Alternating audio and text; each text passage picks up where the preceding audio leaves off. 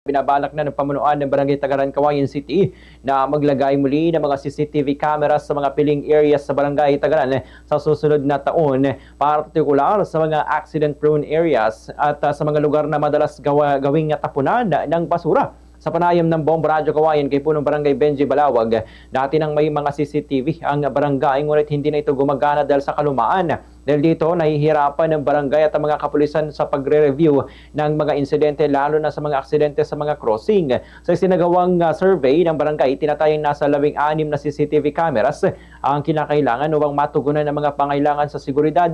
Gayunman, aminado ang kapitan na 10 kamera muna ang posibleng ipatayo o ipatupad sa unang yugto ng proyekto dahil sa limitasyon sa pondo.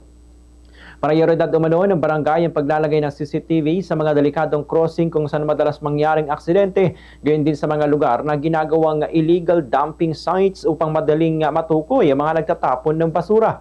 Inaasahang makatutulong naman ang proyekto hindi lamang sa pagpapanatili ng kaayusan at kalinisan sa barangay, kundi pati na rin sa mas mabilis na investigasyon ng mga otoridad sa oras ng mga aksidente o mga krimen. Ganito ang bahagi ng pahayag ni Punong Barangay Benji Balawag. Kasi marami rin na aksidente kasi rito sa barangay namin, and then ang PNP pupunta sa akin.